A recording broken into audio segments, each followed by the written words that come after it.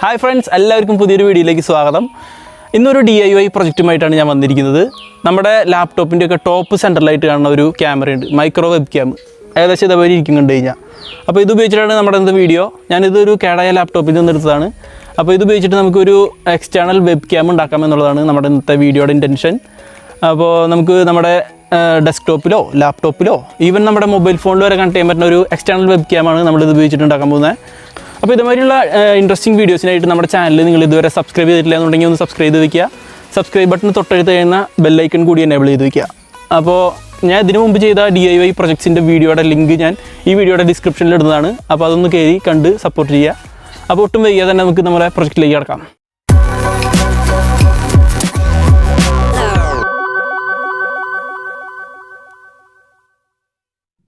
Friends, അപ്പോൾ നമ്മുടെ പ്രൊജക്റ്റിനായിട്ട് ഞാൻ ഇന്ന് എടുത്തിരിക്കുന്നത് ഇതുപോലുള്ളൊരു കേടുവന്ന പഴയ ലാപ്ടോപ്പിൻ്റെ സ്ക്രീനിൻ്റെ മൊഡ്യൂളാണ്.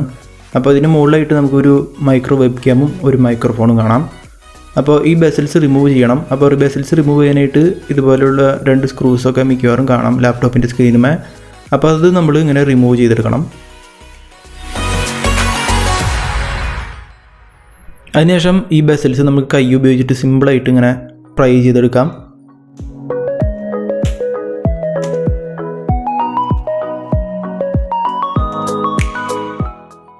ഓക്കെ, ബസൽസ് മാറി കഴിയുമ്പോൾ നമ്മുടെ ലാപ്ടോപ്പിൻ്റെ സ്ക്രീനിൻ്റെ മുകളിൽ ടോപ്പ് സെൻറ്ററിലായിട്ട് ഇതേ ഇപ്പോൾ ഈ ക്യാമറയും അതുപോലെ തന്നെ മൈക്രോഫോണും കാണാം.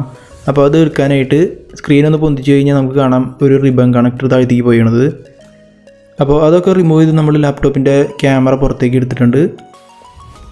അടുത്തതായിട്ട് നമുക്ക് ഈ ക്യാമറയുടെ കണക്ടറിൽ കൂടെ പോണ വയറുകൾ ഏതൊക്കെ സിഗ്നലാണ് കൊടുക്കുന്നതെന്ന് കണ്ടുപിടിക്കണം. അപ്പോൾ അതിനായിട്ട് നമുക്ക് ഈ കണക്ടറിൻ്റെ എൻഡിൽ വരുന്ന ഈ പ്ലാസ്റ്റിക് ഇതുപോലെ കട്ട് ചെയ്ത് കളഞ്ഞിട്ട് ഇതിൻ്റെ വയറുകളൊക്കെ ഒന്ന് സെപ്പറേറ്റ് ചെയ്ത് വയ്ക്കാം. അടുത്തായിട്ടൊരു മൾട്ടിമീറ്റർ എടുത്തിട്ട് നമുക്ക് കണ്ടിന്യൂറ്റി മോഡിൽ ഇട്ടിട്ട് വേണം ഇത് ടെസ്റ്റ് ചെയ്ത് നോക്കാനായിട്ട്. ആദ്യം നമ്മൾ കണ്ടുപിടിക്കാൻ പോണത് ഗ്രൗണ്ട് വയറാണ്. ഇതിൻ്റെ ഗ്രൗണ്ട് വയർ ഏതാണെന്ന് അറിയാനായിട്ട് സ്ക്രൂ ടൈറ്റ് ചെയ്യണ ഒരു ഹോൾ കാണാം, ഒരു ഗോൾഡ് പ്ലേറ്റഡ്. അപ്പോൾ അതിൻ്റെ അതുമ്മ ഒരു എൻഡും വയ്ക്കുക. അതുപോലെ തന്നെ മറ്റു വയറുകളിൽ ഒരെണ്ണം വെച്ച് കഴിഞ്ഞാൽ അപ്പോൾ ബ്ലാക്ക് ഗ്രൗണ്ട് ആണെന്ന് മനസ്സിലായി. ഒരു റെഫറൻസിന് വേണ്ടിയിട്ട് വേണമെങ്കിൽ നമുക്ക് അത് എഴുതി വയ്ക്കാം. ഫ്രണ്ട്സ്, അപ്പോൾ നമ്മൾ അടുത്തതായിട്ട് പോസിറ്റീവാണ് കണ്ടുപിടിക്കുന്നത്. ഇതുപോലുള്ളൊരു ചെറിയൊരു റെഗുലേറ്റർ IC നമുക്കിതിൽ കാണാൻ പറ്റും. അതിന് 3 പോളുകളാണുള്ളത്, കളക്ടർ, ബേസ്, എമിറ്റർ. അപ്പോൾ ഇതിൽ എമിറ്ററിൻ്റെ ഭാഗത്താണ് നമ്മൾ നമ്മുടെ മൾട്ടിമീറ്റർ വയ്ക്കേണ്ടത്.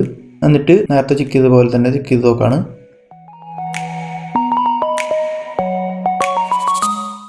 ഓക്കെ, നമ്മളിപ്പോൾ പവർ പോസിറ്റീവ് കണ്ടുപിടിച്ച് കഴിഞ്ഞു. വൈറ്റ് ആണ് പവർ പോസിറ്റീവ്.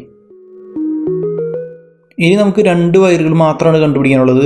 അത് ഒന്ന് ഡാറ്റ നെഗറ്റീവും ഒന്ന് ഡാറ്റ പോസിറ്റീവും ആയിരിക്കും.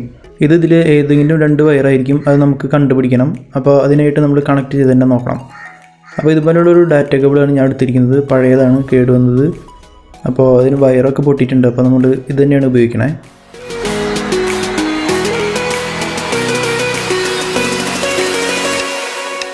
അപ്പോൾ നമുക്ക് വേണ്ട വയർ ഭാഗം നല്ലതാണ്. അപ്പോൾ ആവശ്യമില്ലാത്ത ഭാഗം നമ്മൾ ചോപ്പ് ചെയ്ത് കളയാണ്. ഒരു ഡാറ്റ കേബിളിന് യൂഷ്വലി 4 വയറുകളായിരിക്കും ഉണ്ടാവുക. ഒന്ന് ഡാറ്റ പോസിറ്റീവ്, ഒന്ന് ഡാറ്റ നെഗറ്റീവ്, ഒന്ന് പവർ പോസിറ്റീവ്, ഒന്ന് പവർ നെഗറ്റീവ്.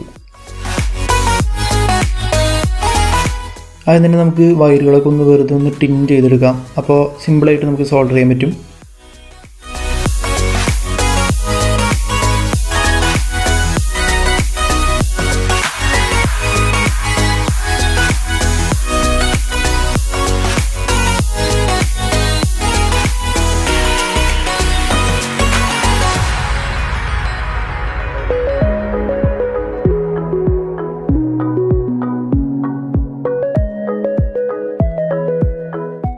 അതേപോലെ തന്നെ നമുക്ക് നമ്മുടെ ക്യാമറയുടെ വയറുകളും ടിൻ ചെയ്തെടുക്കാം. അപ്പോൾ പിന്നെ സോൾഡർ ചെയ്യാനായിട്ട് വളരെ എളുപ്പമാണ്. ഇപ്പോൾ എല്ലാ വയറുകളും നമ്മൾ ടിൻ ചെയ്തെടുത്തു. അടുത്തായിട്ട് ഈ വയറുകൾ അതാത് വയറുമളിക്ക് നമുക്ക് സോൾഡർ ചെയ്ത് പിടിപ്പിക്കാം.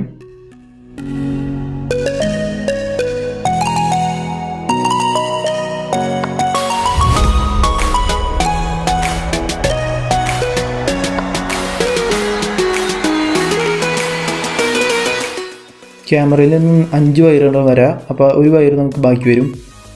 ഡാറ്റ കണക്ഷൻ ശരിയായില്ല എന്നുണ്ടെങ്കിൽ ഇതുപോലുള്ള ഡിവൈസ് നോട്ട് റെക്കഗ്നൈസ്ഡ് എറർ നമ്മുടെ സ്ക്രീനിൽ കാണിക്കും. അങ്ങനെ വന്നു കഴിഞ്ഞാൽ വേറൊന്നും ചെയ്യാനില്ല. സിമ്പിളായിട്ട് ആ വയറുകൾ രണ്ടും മാറി സോൾഡർ ചെയ്ത് കഴിഞ്ഞാൽ നമ്മുടെ ക്യാമറ വർക്കിംഗ് ആവും. അപ്പോൾ നമുക്കൊന്ന് ടെസ്റ്റ് ചെയ്ത് നോക്കാം നമ്മുടെ ക്യാമറ വർക്ക് ചെയ്യുന്നുണ്ടോ ഇല്ലയോ എന്ന്. അപ്പോൾ ക്യാമറ ആപ്പ് നമ്മളെടുത്തു. ഓക്കെ, നമുക്ക് ഒന്ന് കണക്ട് ചെയ്ത് നോക്കാം.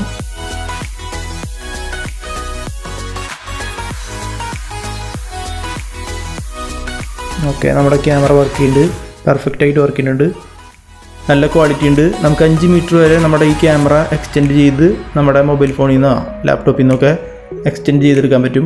ഒരു CCTV ക്യാമറ ഒക്കെ ആയിട്ട് നമുക്ക് ഉപയോഗിക്കാൻ പറ്റും. ഫ്രണ്ട്സ്, അപ്പോൾ നമ്മൾ നമ്മുടെ എക്സ്റ്റേണൽ ക്യാമറ മൊബൈൽ ഫോണിലൊന്ന് ടെസ്റ്റ് ചെയ്ത് നോക്കുകയാണ്.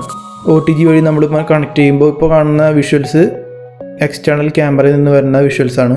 നല്ല ക്വാളിറ്റിയുള്ള ഇമേജ് തന്നെയാണ് കാണിക്കുന്നത്.